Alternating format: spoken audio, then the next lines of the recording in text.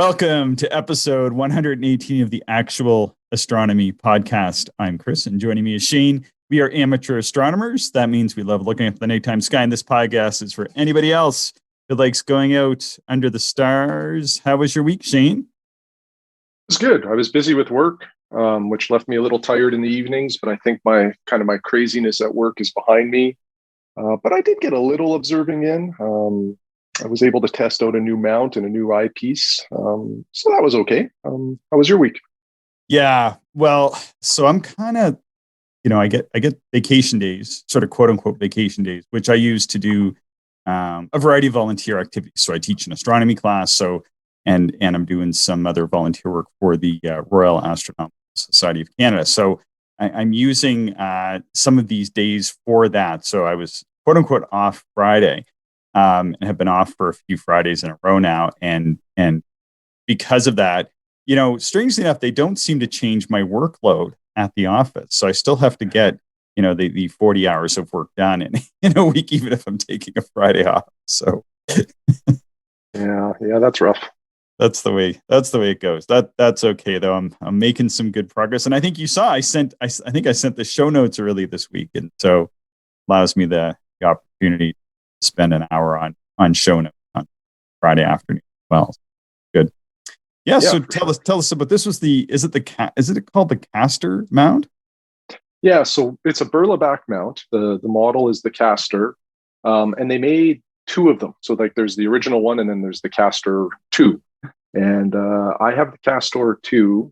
I'm not actually clear on the differences between the two. I know that there is some people online, like on cloudy nights, that complained about the Castor having like some stiction issues and just not a lot of generally favorable reviews. But that seems to be from the first model. There's less reviews from the second edition of it, but the ones that I did read seemed pretty favorable. And what I wanted was a small, lightweight mount that was a T-mount so that you could mount two telescopes on it, one on either side. Yep. And I wanted it to basically be my solar observing mount. Like I would leave my hydrogen alpha telescope, my little lunt, and it's tiny, right? It's a 35 millimeter aperture, f10, so 350 millimeter focal length. It's not very big.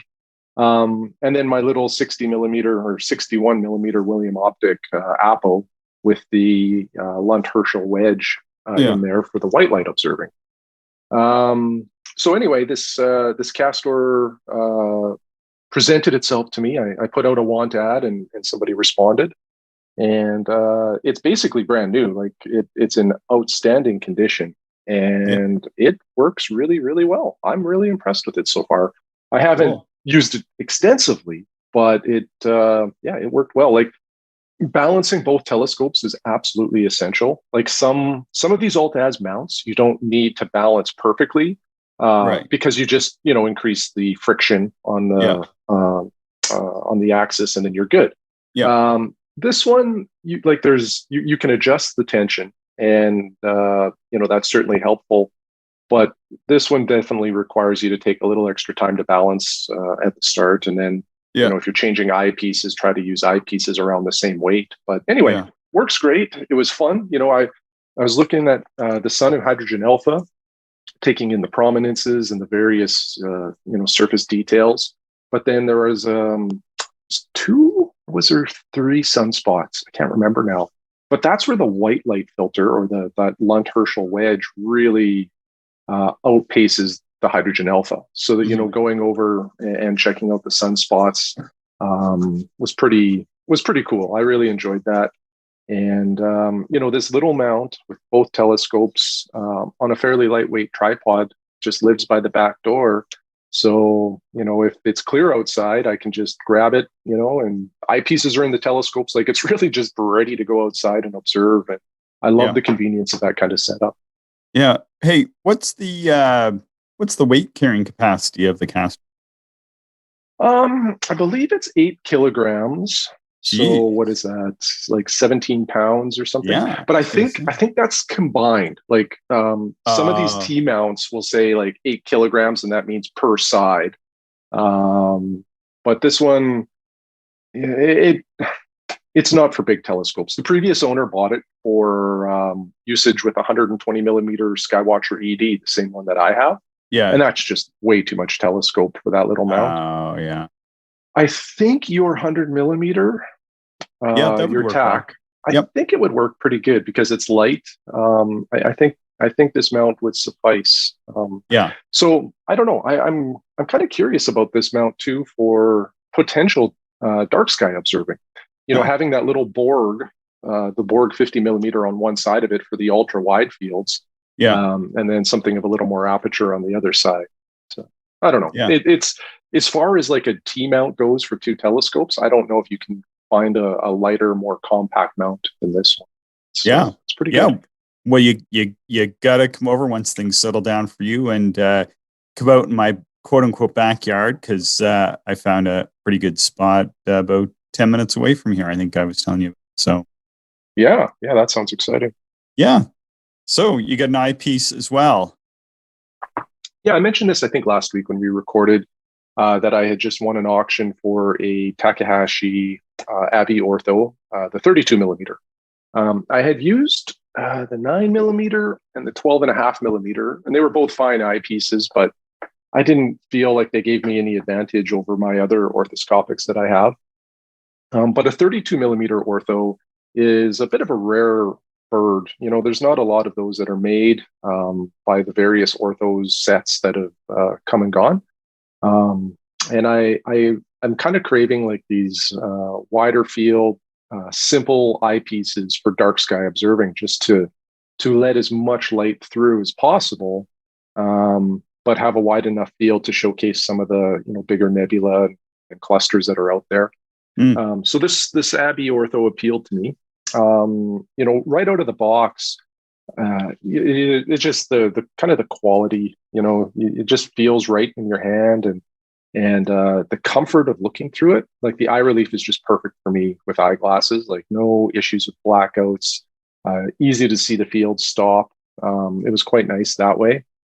It gives me a field of view about almost the same as my 24 millimeter panoptic. The ortho is about a third of a degree smaller, roughly. I don't even think it's quite a third. What else was I going to say? Oh, and it weighs. So the 24 millimeter panoptic weighs like 240 grams, I think, something right around there. The ortho weighs 100 grams less, so it's way lighter and provides almost the same field of view. The only issue, so I was using this thing last night, actually, looking at the moon and Mars in their, fairly close proximity, which was pretty awesome.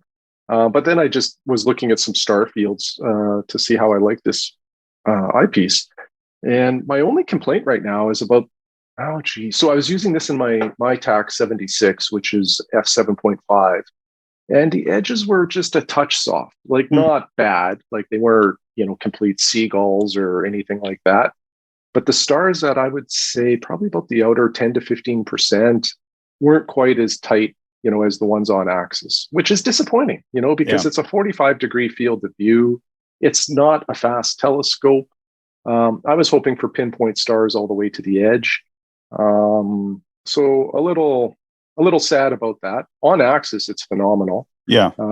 And I also had my 40 millimeter Pentax SMC Kellner with me last night too, just to, again, try to compare, what these fields look like. And one thing I'll say is that Pentax Kellner blew away the ortho for field sharpness right to the edge. Was that so? Substantial difference. Yeah. So but is it? I don't know. Is it a? Go ahead. Is it a TAO 32 or is it a Tau? So it's TAC Abbe ortho. The abbreviation is TAO. That a lot of people use on cloudy nights. So. Yeah, because like Taoism is sort of being in balance of harmony in nature, right? Yes. Confucius say. So anyway, I'm going to keep messing around with this eyepiece and see how much I like it or don't like it. I don't know. I think I'll end up keeping it for a little while at least. What I really want to do is test it out under a dark sky. It doesn't have as much Well, I think that's where I'm hoping to see it shine. Anyway, we'll Yeah. see. Yeah. Yeah. Cool. Cool. And you had some, you split a double last night as well, sounds like. Yeah, well, so the star field that I chose was just right in Lyra, centered around Vega, and there's a number of double stars around there. So there's a Zeta Lyrae. Um, that was a pretty easy split, no issue there. I saw the double double, although I didn't put enough power on there to split both sets of doubles. Mm. And then there's some doubles kind of above Vega, which I should have looked those up. Yeah. But yeah, it's kind of a fun night. Like, surprisingly, seeing was pretty good last night. Yeah. I felt the transparency was a little bit, garbage. Yeah, that was terrible. But the seeing was pretty steady. I was kind of fighting off these waves of real light, high altitude clouds that just made it frustrating. So I ended up packing up a little early in the backyard. Yeah. Yeah. I never bothered going out. It was just not good enough for what I'm trying to do. So yeah, it was pretty cool. I had a look at the moon and Mars together in the same field. I think they were just like 2 degrees apart or something. It was pretty cool. Yeah, they were super close. The moon, I don't know how old was that moon? A couple of days, maybe something like that.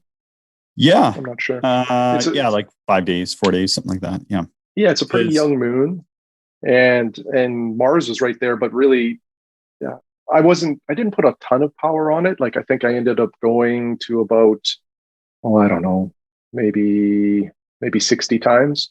Yeah. And it still really looks mostly like an orange star at this point. Maybe a little bit of a disk was starting to develop, but it certainly, it's so small compared to what it was last year during opposition. Yeah, that's why I said I was just using binoculars 7x, and it just looked like a star right beside it. But it was neat. It's neat to to see the moon and a planet like that. And then I think it was Thursday night.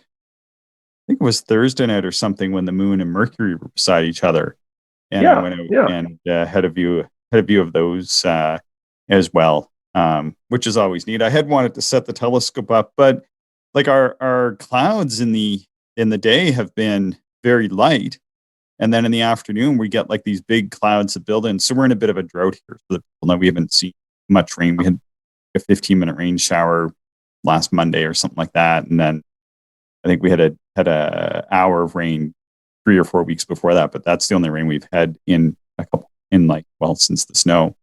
And anyway, we're getting these clouds, and then the clouds are hanging around. Like, last night was supposed to be really good, and I was all set to go out. Everything's ready to go, and could hardly even see the moon by the time I would have been going out. So yeah. Well, and Thursday night I also saw Mercury beside the moon. Or kind of, I wouldn't say beside, it was close.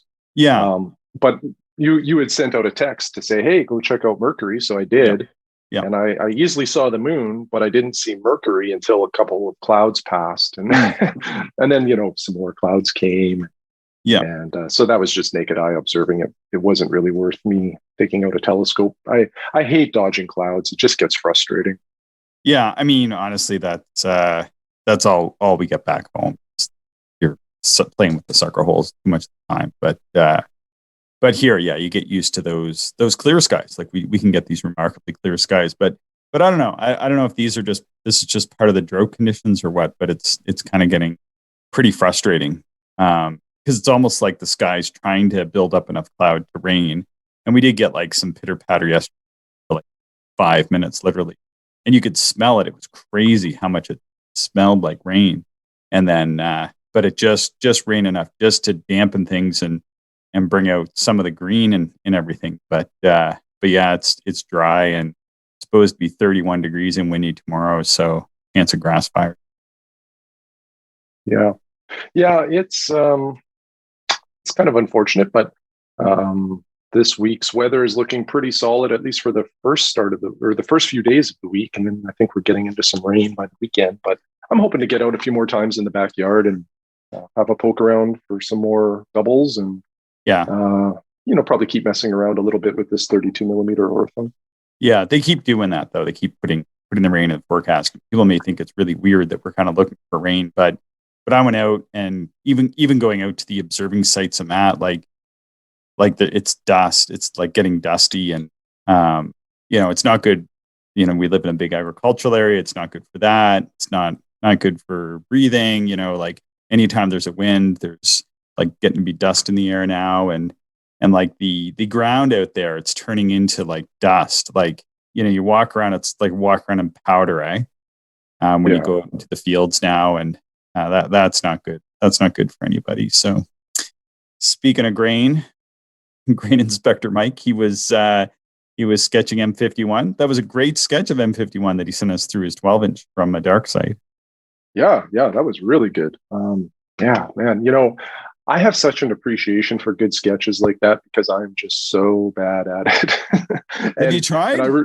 A little bit. Like I've not at the eyepiece yet. I've just tried sketching. I've pulled out my lunar. What is that? The lunar atlas or the photographic lunar atlas, and have just practiced sketching a few craters based on the photographs in there. And I'm not very good at that, but so I just have a general appreciation for good sketchers. But I'm really impressed with people that can just do that at the eyepiece in darkness and come up with a really nice image. Yeah. Well, Mike, he's a bit of a Renaissance man. He can do a lot of different things. He can cook and sketch and do all this kind of different stuff. Sort of has a lot of impressive talents in that. I know he listens to this too, so I'm putting that out there. He was talking about a strange observation of like a little Steve or something like that. Yeah, what did you think of that? Well, maybe let's just we should probably talk about what Steve is, just in case some listeners are not familiar with that.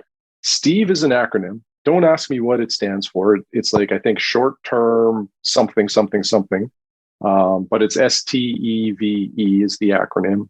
It's a small aurora, basically. Yeah, and it's like a lot of the images that I've seen of Steve is they're really tall, kind of skinny pillars of light, which it is aurora of some kind. But I think there's a lot of unknown aspects about what how these things originate, why they are what they are, and just a lot of I think it's kind of a recent discovery too. I'm not sure there's been much on this Steve phenomena prior to like the last 3 or 4 years. Yeah, I had a big observation back in like 2011 or something like that I wrote up, and then recently submitted it to, I don't know, my friend Clark, who's going to be on the show next week. He was looking for some observations of it, so I sent it off to him, and yeah, I was able to see it.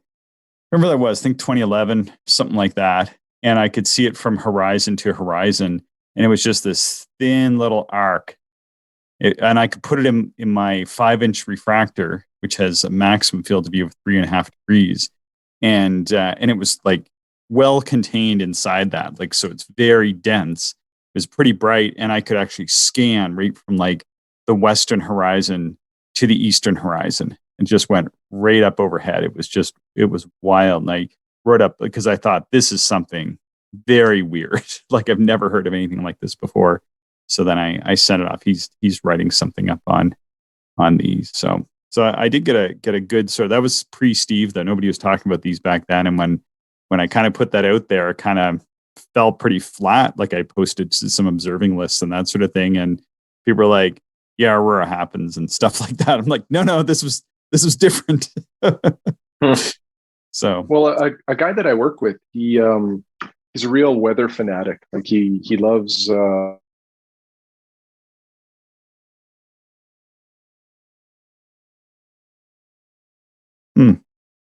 Not sure what happened there.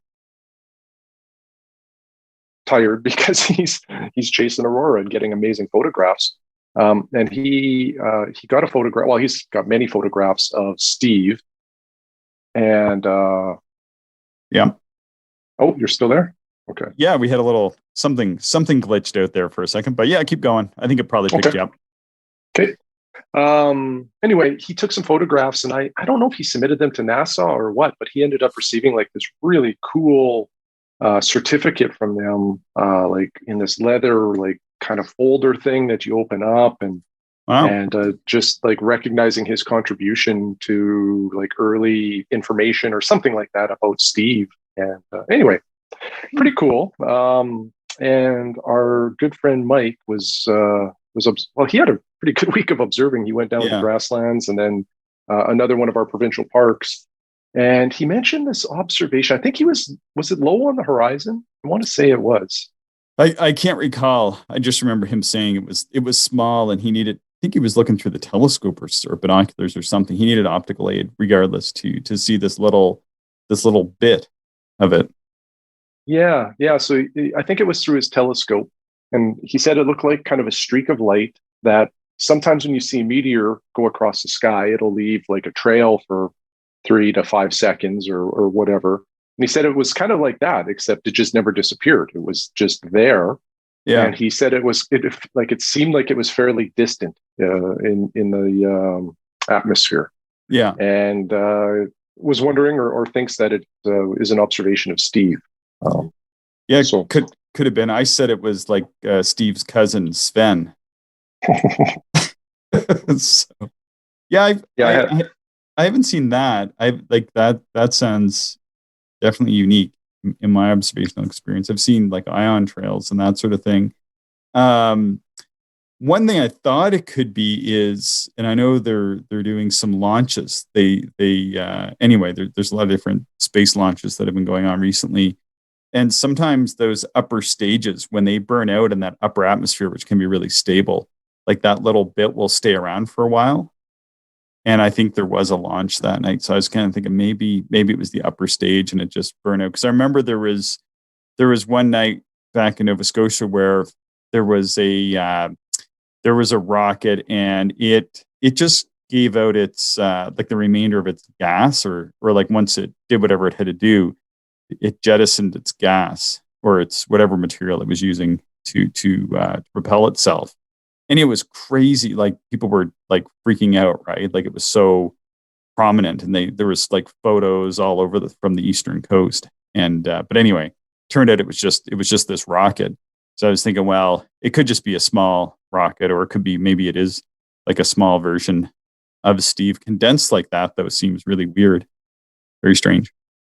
yeah, yeah, very very interesting observation. No matter what. Yeah, yeah, and had a report from Phil on NGC 4565, the Needle, a site on Spiral Galaxy. Yeah, yeah. He was observing a number of galaxies up in that area of the sky, up kind of by Coma Berenices. Yeah, And I think he was using the Skyhawk, which is what is that, a 4.5 inch reflector? yeah, 100, F5, I think it's I think. 130 millimeter. Yeah, so just over 5 inches. Oh, okay, okay. I think Yeah, so. Yeah, pretty good observation. The Needle Galaxy is a great galaxy to look at. You know, it is one that sort of has a unique shape to it. You know, pretty thin, edge on galaxy. It's yeah. neat. Have you looked at it very much? Yeah, I've seen it. Doesn't look like that much through the smaller instrument when I was observing with Mark when he had his 18-inch out. We had a pretty good look at it in 18-inch. It was that was really nice when you see those galaxies in the big scopes. But yeah, they're fun to hunt down in the smaller ones too. And yeah, and Phil was asking me about my. I think I put a bit of a, speaking of needles, I think I put a bit of a needle into the to the Caldwell list, and he was wondering what my sentiments were on that. I think so. So yeah, it's one of those things. So I don't know. Have you ever looked at the Caldwell list, Shane? Briefly, many years ago. So after I finished my Messier list, which was quite a while ago, I was wondering what my next one should be, and I thought, well, I've heard of this Caldwell. Let's take a look at it. And isn't there some Southern Hemisphere stuff in there? Well, yeah, and there's Yeah. a few things. There's a few things with the Caldwell list. So what's sort of my gripe about it? So I don't really have any problem with anybody coming up with lists, but sort of traditionally people don't make up lists and then name them after themselves as much. So even like the Herschel's lists although they might be referred to as like H whatever, they were eventually compiled down into the NGC, right? They're not called the Herschels necessarily, although, they might just be marked as H whatever, but it wasn't like, anyway, and they made a big contribution. And then there's the Messiers, which, as the M's or whatever, but they were, at least the original discoverers of all those objects, right? Mm-hmm. And even still, they're all differently cataloged than by their H or M or whatever name. And then I guess the challenge becomes that many of the objects therefore end up with a lot of different catalog numbers. So all the Messiers have like M42 has an NGC number. It might have all these different catalog numbers. So we're already very, very rich in nomenclature for the objects. And then, so the challenge becomes when people start adding in additional catalog numbers, especially for these bright objects. And then it can create some confusion over, like, well, what are you observing? Like with the Messiers, we kind of know what M42 is or whatever. But with the Herschels, although they might be referred to as the H whatever, typically they are referred to by their C numbers, IC, and some. So there's that. Sort of, it's kind of, I think, introducing some potential confusion and unnecessary challenge. Like you could call them that, but then to because maybe that's kind of fun, tongue in cheek or whatever. But then like list them all as C objects and whatever. It just gets really confusing because then you actually have cedar bland objects and all these different things. And then what? Like I'm looking at them right now. And well, what are these? Like some of these I have no idea what they are.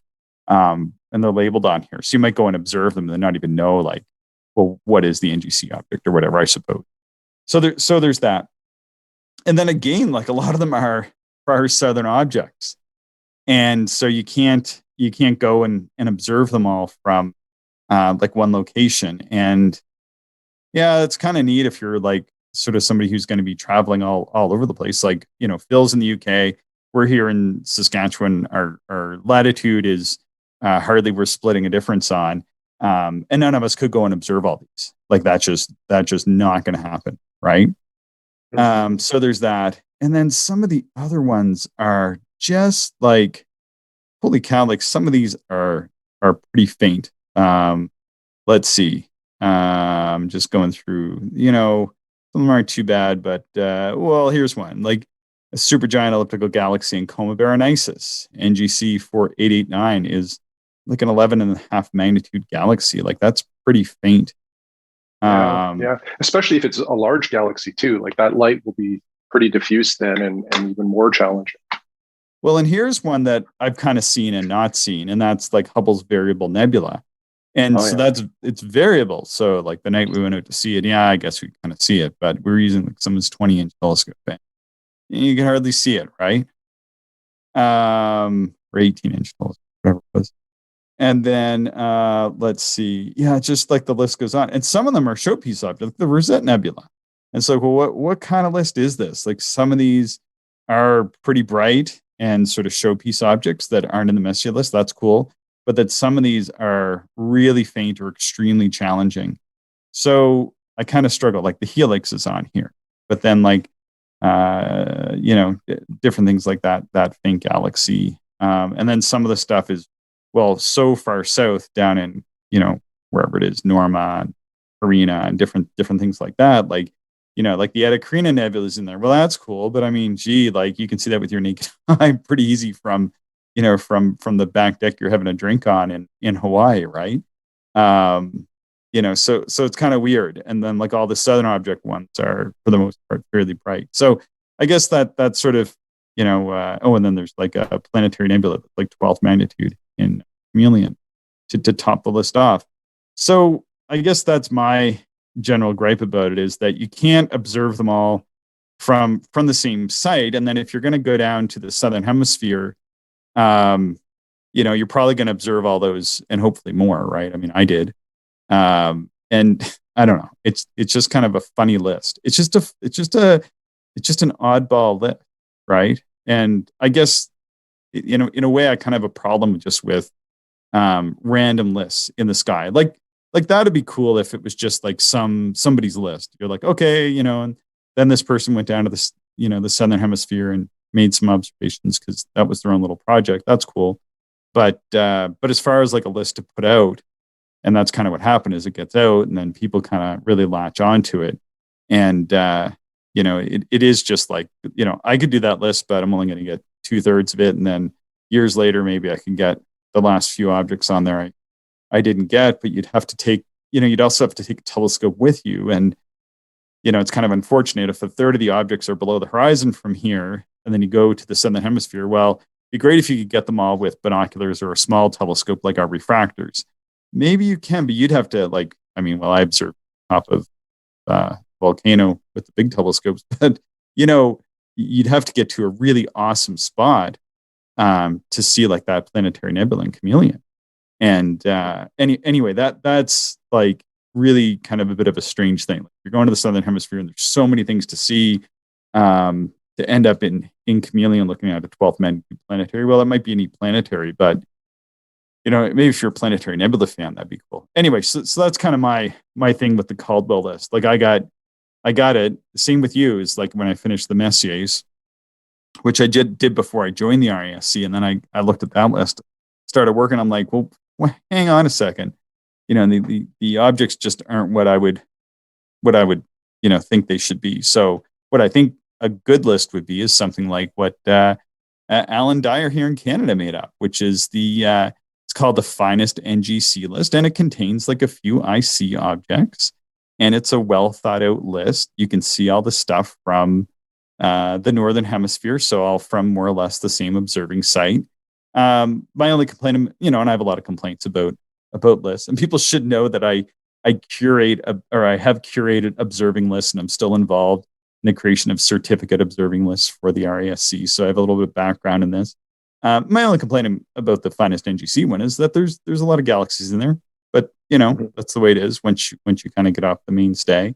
And as such, I've kind of created some of my own lists. I have a wide field wonders list, which you can see all the objects from here in Canada, and some of them are kind of challenging too, but at least you could see them all from a really dark location with small wide field instruments, and that's sort of the theme of my little list. It's not a certificate list at all.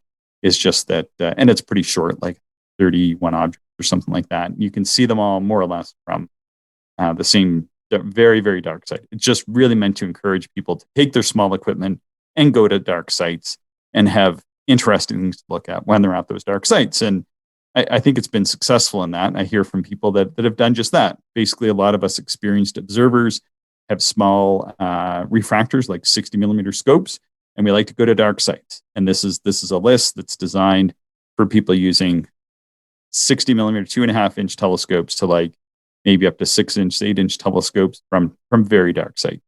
But that list from Patrick Moore is, that's confusing as well, because he didn't call it like the Patrick Moore list, I guess, because he didn't want the M number because there was already Messier. So he named it after like his mother's maiden name or something like that, if I'm recalling correctly.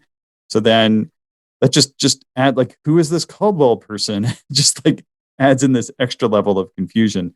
Not that I don't appreciate much of what Patrick Moore did, but at the same time, it's like, I guess maybe I think it's fair to say a bit of an eccentric there. And this list maybe is a bit of a play on that. But like Phil in the UK and other people in different places, like they can't even do the whole list from the UK. And that's really strange, I think. Like, why not just create a list that people could have actually done from the UK? And I do like some of the objects in it, but a lot of them, I don't know. They're just difficult objects to see, But anyway. Yeah, there's definitely some challenging ones in there. And some of the more showpiece objects are on other lists, like the finest NGC. It is a unique list. And I remember when I said, or when I decided not to use the list, it was because of the Southern Hemisphere connection. I just don't have access to that. And my plan was that, when I go to the Southern Hemisphere for an observing trip, I will attempt to see these objects. And if I can knock those ones off, then I'll, maybe finish up the northern stuff at some point. And, to be honest, going through this list, I've seen a number of the northern hemisphere stuff, although there still are some challenging ones on there, like the Bubble Nebula up at Cassiopeia, and a few others. Yeah, I've seen that one. That's actually not too difficult to see. But again, like I don't know, like if it's supposed to be like the next thing from the Messier list, it's a weird list. Like because it's not really the best and brightest visible. Like because if it's playing on the fact that it's supposed to be the next thing from the Messier, then shouldn't the objects be visible from the area Messier was observing from? And they're not, right? So that would be a bit of a challenge for me to kind of think that was a good list then because it's sort of a list that kind of sits on its own. And then if you are going to the southern hemisphere, when I went down and I didn't get to the southern hemisphere, but I had access to or other southern skies than I can see from here. Those weren't the objects I was going to look at. I went to different things because I think there's other better things to spend my few nights at under the stars to look at from down there. So again, even when I had the opportunity, I didn't go after them. So that kind of is where I stand on it. Well, now we know how you really feel about the Caldwell list. Yeah, and I mean, sort of in full disclosure, I'm biased because I'm a contributing editor and author of the RASC Observer's Handbook, and I've helped curate and work with the observers who create and publish lists in there, of which I'm somebody who has a list published. And Alan Whitman has a great Southern Hemisphere list. And I think some of these objects are on there, but Alan Whitman is, arguably, maybe he would be at least comparable to Patrick Moore, I would say, the very least. I don't know. Haven't talked to Alan about that, but I've certainly talked to Alan lots. And he's a phenomenal observer and has spent time in the Southern Hemisphere and with a variety of different instruments. And I think that's the list to work through if one gets to the Southern Hemisphere. If you want to, and the book, we put it out every year. I think it's around $25 or $30 or something. Has all kinds of great information in there, and then it has all these lists towards the back that you can work through. And I don't think there's a certificate for his list or anything, and I think you can probably find it free on the internet. It's not something that any of us get paid to do. So this information is kind of freely available. So if somebody does want a Southern Hemisphere list, look up Alan Whitman's Southern. I don't know. I have it here. I'll look it up here at the break or something. But anyway, I go on. We should move ahead. All right, good stuff.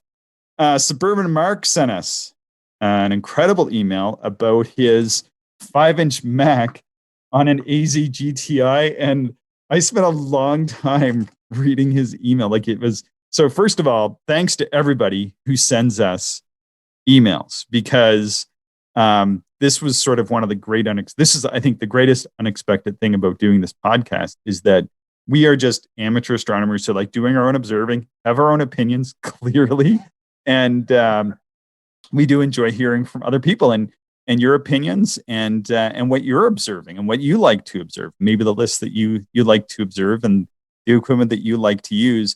And I'm blown away at the emails that people take the time to send us, and they really sit down and put their thought into their emails when they compose them. And yeah, I mean they're on the long side, but man, it's really cool. Like you really get a good feeling. And Mark had sent us this email about. I think he was kind of getting back into astronomy, went through a variety of different instruments, and then kind of settled on. I'm going to read it because we just won't have time, but he settled on this 5-inch Mac on an AZ GTI, which I think is a great combination for somebody who's getting going. So my friend Randall, who's going to be on next week, he's got that Mac. I don't know that he bought the AZ GTI with it, but he's got that exact Mac, I think, or a similar proximity to it. And I think you've had one of those in the past. I think those little 5-inch Macs are awesome because they're high quality, they're portable. They don't have as wide a field of view, but other than that, they're great instruments. And the AZ GTI is a great little mount. Lightweight, tracks, portable, awesome. And then he's been making his way through the Messier object, which I think is a great way for people to get going. And he talked, the one thing that really spoke to me, and I was going to focus on is, he talked about, and I'm quoting him, being irrationally intimidated about going out to dark sites. I may be paraphrasing a bit. So I kind of wanted to quickly walk people through what I do about that, because it's actually not irrational to be going out somewhere that's dark at night alone. That's something that people should be aware that has some potential risk to it. I think just inherently as primates, we are programmed against doing. So would you indulge me for a moment, Shane? I will, because I share this same intimidation in the past, and even now. Like if I'm going to go out by myself, it's not as comfortable as going with another buddy or something like that. But carry on, Chris. Carry on. So I learned this from my friend Tim, and because we would talk about this, and so my friend Tim, he's a motorcycle mechanic, and if you saw him and you didn't know he's a motorcycle mechanic, you might say, "I bet you that guy's a motorcycle mechanic." So maybe there's a little bit of a stereotype there, but I'm gonna just say that because I don't think I'm knocking him by saying that at all. I mean, he is a motorcycle mechanic, but he's kind of looks like a bit of a tough guy. He's a super nice guy, but kind of looks maybe a little bit tough, right? And I remember him talking about this, and whenever he talks about maybe being a little bit intimidated by something, I'm always like, okay, then it's totally normal for anybody to be intimidated. Like once Tim kind of says that's where the level is, then you're like, okay, then that's something everybody should be concerned about. Right? If he's not worried, then okay, maybe I should still be worried. But if he's worried, then probably everybody should be worried about whatever. So what he said to do is, and this makes a lot of sense, is, and this is what I did recently. So recently, I wanted to move sites because somebody had built a house somewhat near where I was observing. Now, you might think, first of all, I'm going to say that the person lit it up and there's all these lights and blah, blah, blah. And there's not.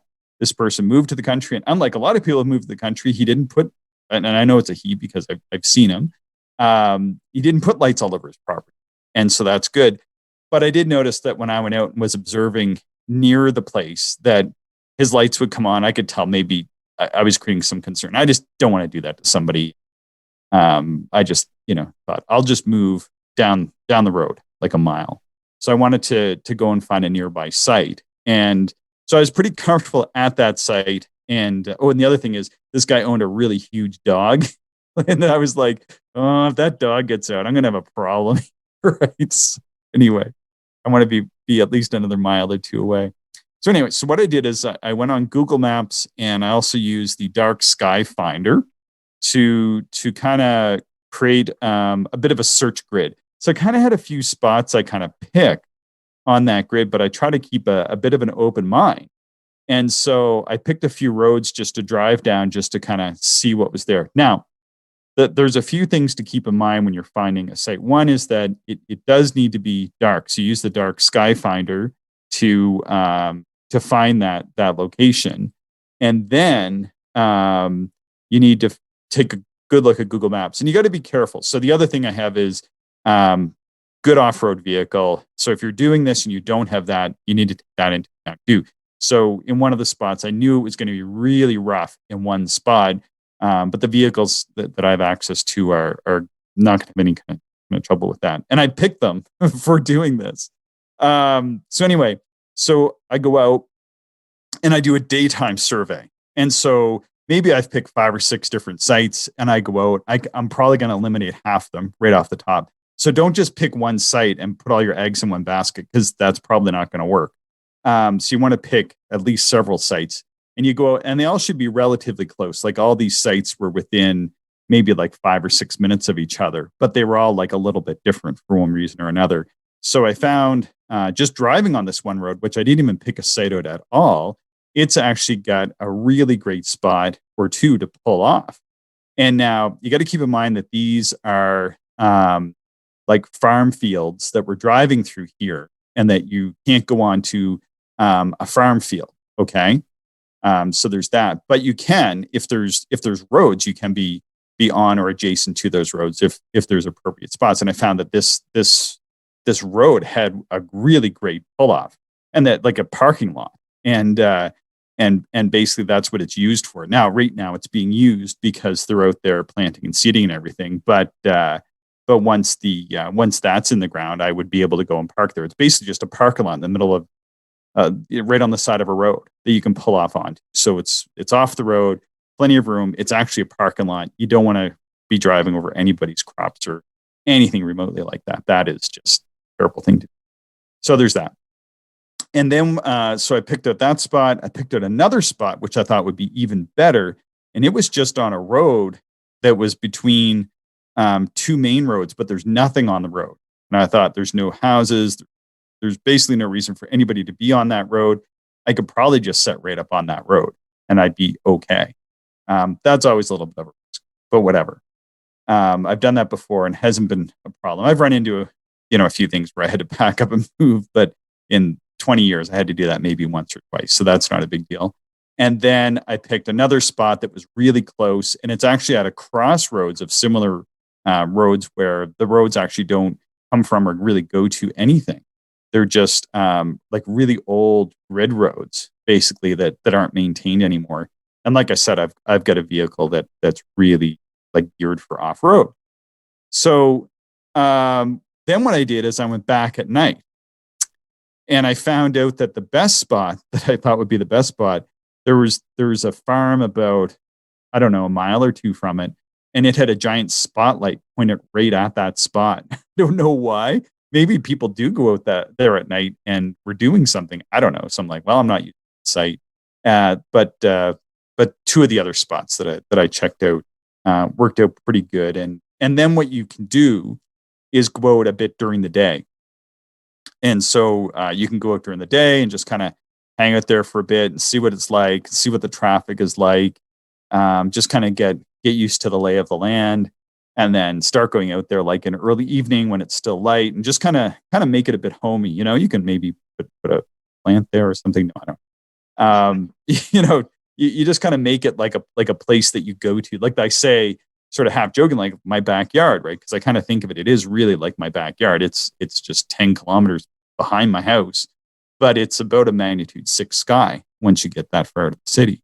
So, and there's lots of room around there. So then I went out at night a couple times, and I think I saw, like, the whole time I was out there, I saw one other vehicle, and they're still working the fields out there. And so there's some dust in that around. So I can't quite start using any of those spots. Yeah, but then kind of once the farming quiets down out there, and I mean, A, there's lights, and B, having worked in the grain business, I don't even want to delay somebody who's trying to drive somewhere, get home at night, or do whatever. Like, I don't want to be out there messing around in the fields when people are trying to do their job, and these people work hard, thankfully raise lots of good.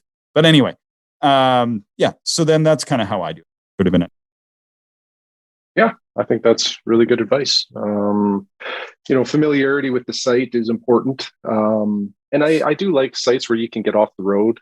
I know we've done some, just pull off on a dirt road and observe. And those ones I don't enjoy as much because of the, just if somebody passes by, the dust and all that stuff is kind of annoying. But yeah, it's fun to scout for new locations, and I'm excited for this one that you found not too far from me, actually, to see what it looks like. Yeah, and why that road isn't used, and it just depends how much rain we get. But we have what are called these old potholes here, and what they are, they're interesting.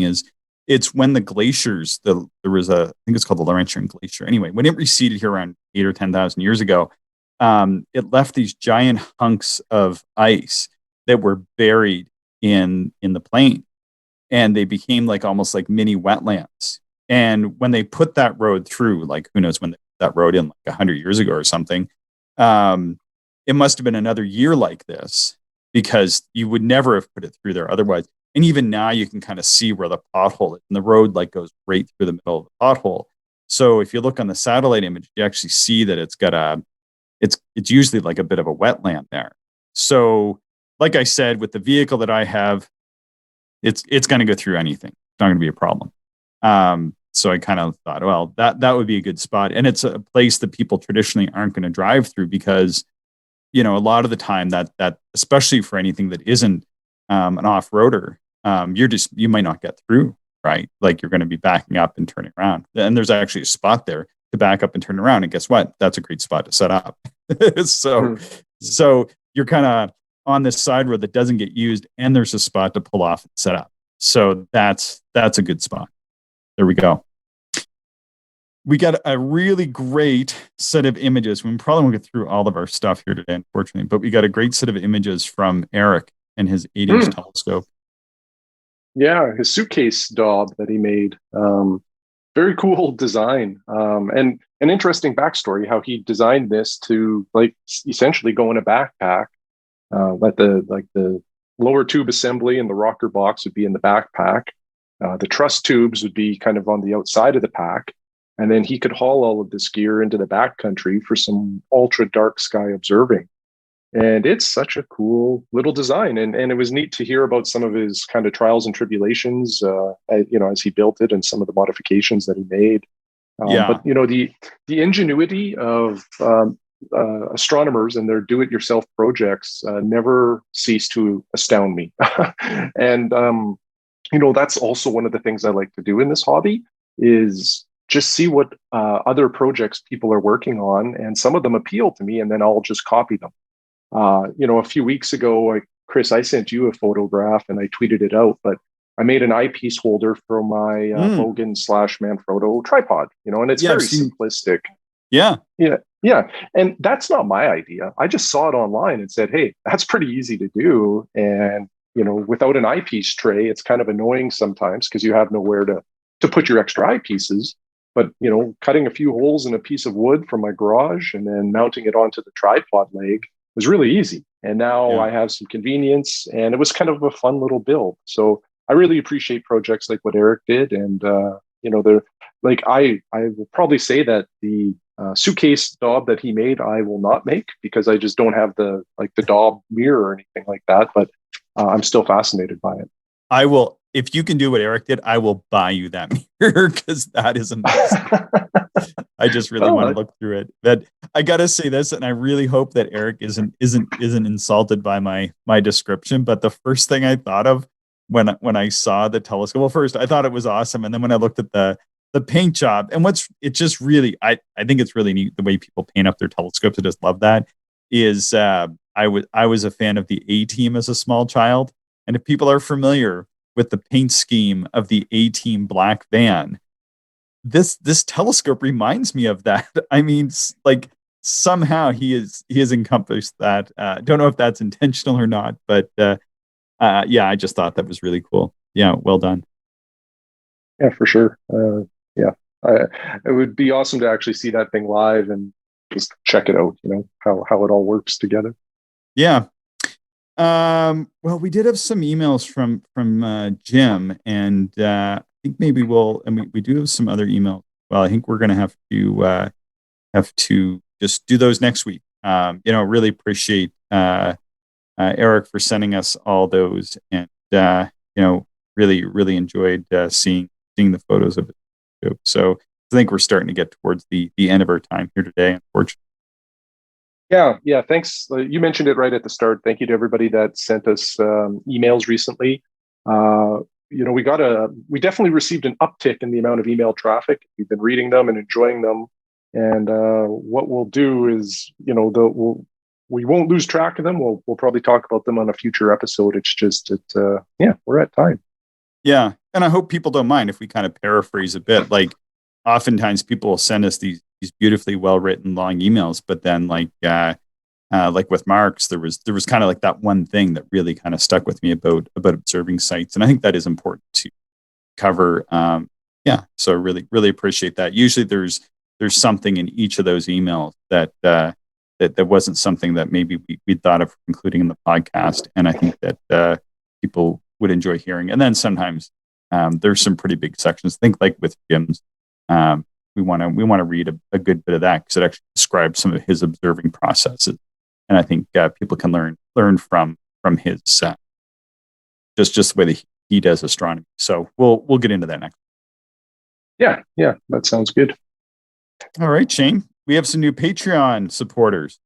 Yeah, we do. So a big thanks to all of our Patreon supporters, and just want to give a shout out to a couple of new supporters, Dorian and Christian. We really appreciate it, and just want to say thank you. Yeah, thanks so much. We have some I think we have some renewals coming up for our. We do have to pay. There are costs to doing the podcast, so we do really appreciate it. They're not huge costs, but kind of in order for us to do this long term, it's hard to fund it in perpetuity out of our pockets. And so we do really appreciate that. And then there's some other stuff that over the next year or so, and I know that we have had some additional audio trouble that we're working through. So helps to create a bit of a buffer there for expenditure. So we do really appreciate that. So other than that, Shane, anything further to add? No, that's all, my friend. All right. Well, thank you so much. Thank you. Thank you, everyone, for listening, and we hope you enjoyed the show. If you are interested in more information, would like to contact us, or if you would like to support the podcast, check out our website, actualastronomy.com.